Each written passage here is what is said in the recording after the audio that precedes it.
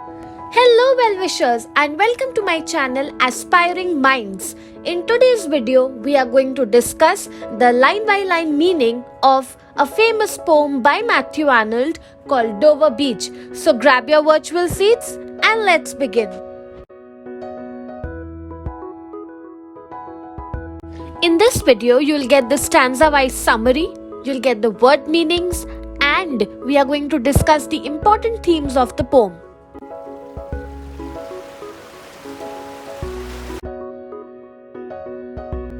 The poem is divided into 4 stanzas. In stanza 1, we see that the poet says that the sea is very calm tonight. There is hardly any tide or waves in the sea. It is very calm. And the strait that is mentioned over here is the Strait of Dover, and this strait connects the English Channel to the North Sea.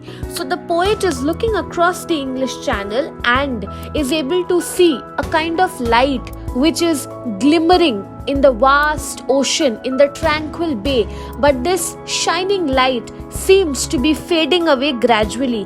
Now here the poet is basically referring to the light of faith in God and religion, which is gradually fading out. The poet then looks back to the coast where he can see cliffs and mountains. He says, "Listen, you hear the grating roar of pebbles which the waves draw back and fling." So basically you must have seen that not all seashores are very smooth for you to take a dip in the sea. There are some seashores which are lined with pebbles also. So occasionally when the waves are lashing across the seashore, they lash at the pebbles, which also tend to fling, push or jump on the seashore. So that is what the poet is mentioning over here. And then he says it begins to move, then ceases, and then again there is movement with tremulous cadence, slow, and bring the eternal note of sadness in. That is, there is this constant sound that is being made because of the waves lashing on the seashore and the pebbles which are lined around the seashore. And what is it making? The sound that is coming from the water lashing, it is like an eternal and everlasting, unending note of sadness. Here is a map for you to explain to you the phrase the sea. The sea over here refers to the English Channel that separates the southern England from northern France and joins North Sea to the Atlantic Ocean. You can see how the place Dover is being separated by a water body known as the Strait of Dover in the map. Here is an image for you to show you how it looks so beautiful and mesmerizing when the reflection of the moon falls in the sea water.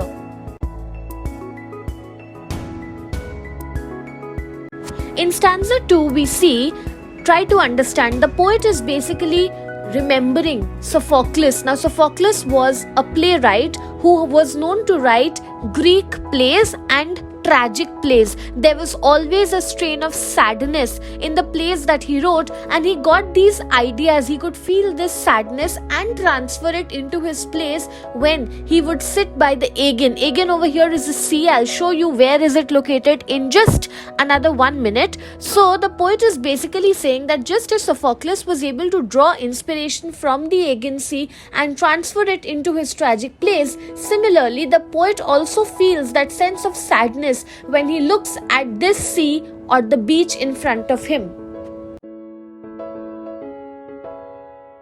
Here is an image for you of Sophocles. He was a very famous playwright and he would write plays about tragedies. They were all tragic plays. There was a lot of sadness and melancholy in his plays, and this is not just one play. He's written many plays based on this similar kind of theme. And Mathew Arnold, when he is talking about or when he is looking at the sea, he is being reminded of Sophocles' plays, which he must have also read.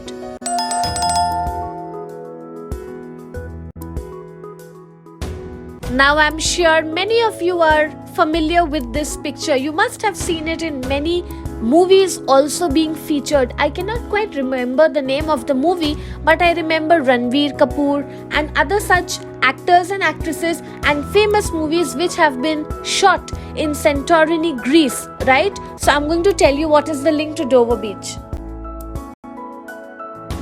Basically, Greece has become a very famous tourist destination, right? And Aegean Sea, which is mentioned in the poem, is a sea that separates Greece from Turkey. Greece and Turkey have recently become very famous and beautiful tourist destinations of late. You must visit.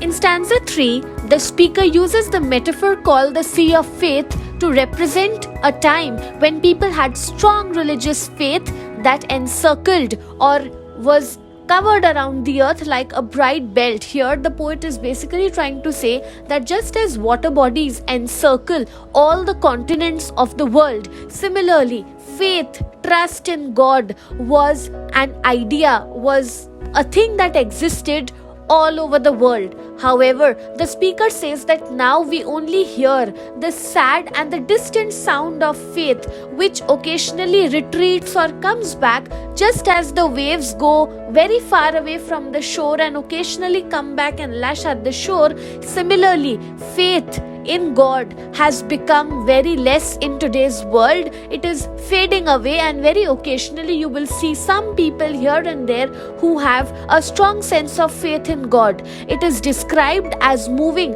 to the edges of the world, that it is becoming a rare phenomenon, and it is just as the shingles of the world, that is the edges of the world, the pebbles which are there lying here and there just in very rare capacity, that is the capacity of faith in today's world. It has reduced to almost nothing. In the last and final stanza, the poet turns towards his beloved and asks for a kind of rescue over here. He says that the world that is shared between the two lovers, that is the only world that is full of dreams, it's beautiful, new, fresh, and is the last resource that can save human beings, humankind, right? The poet believes that otherwise, if there are no true lovers, the world lacks joy, love, light, or certainty of peace or relief from any kind of pain and misery. The world, according to the poet, is swallowed by darkness. It is full of misery, sadness, despair, tensions and worries. And in the end, the poem ends on a note of pessimism, a little bit on the negative side, because according to the poet, the world has become more like a battlefield where people are turning against each other, they are backstabbing at each other. Faith in God and humanitarian values, belief in humanity, respect for each other is fading away. Therefore, the present, according to the poet, is full of hopelessness, full of sadness and despair, as if there are two armies who are clashing with each other, fighting with each other in a battlefield. And that is the kind of relationship being shared in today's world by the human beings, between the human beings. And that is why the poet says that as lovers, let us seek to be true to each other. Now let us look at some of the important themes for a better understanding of Dover Beach. First and foremost, we see loss of faith. Gradually, with time, we see that faith, belief in God is fading away. That is why the poet mentions that the sea of faith is now lost, right? Another theme that comes out is isolation and alienation, and it is because of this that you'll see in stanza 4, the poet is wanting that companionship. He's seeking that kind of support system from his lover, because he sees that, the relationship that will be shared between the two lovers is the only one that will provide a sense of support, a sense of compassion, belonging in this world which has become alienated, where people do not care about each other.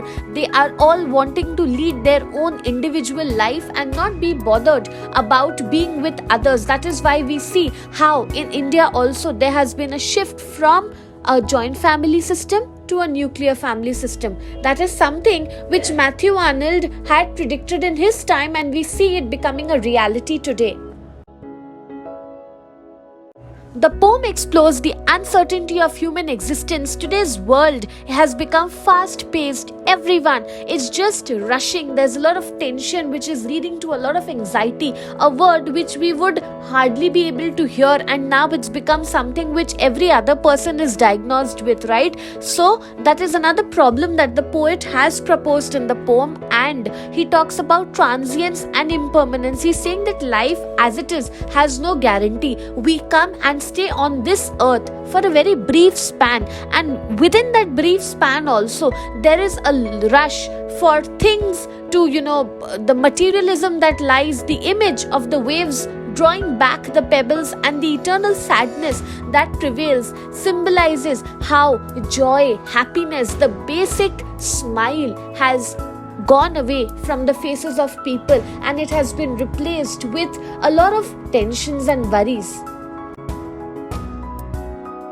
In the middle of all the sadness, the speaker is wishing to get some kind of love in the way of a kind of a relationship. The poem suggests that genuine human connections is something that is built on the strong foundation of love and trust, which can provide stability to human beings in life, and that stability is something that is exactly lacking. It was lacking when Mathew Arnold wrote the poem, and I personally feel it is also lacking in today's world. Human connections, values, it's all fading away and getting lost, and combined with that, cultural and historical change is happening. Arnold is using historical and cultural references in the poem to give us a more clarity about the thought process that he has behind writing this poem.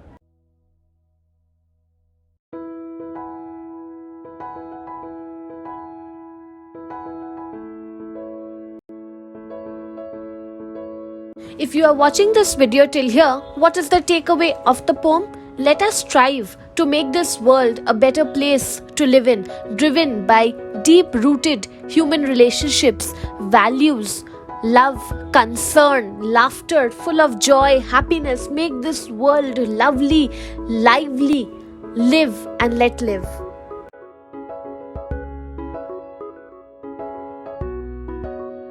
So that's it from this video. I hope you liked it. Do hit the like button. Subscribe to my channel for more such future updates. Thank you for watching. Bye.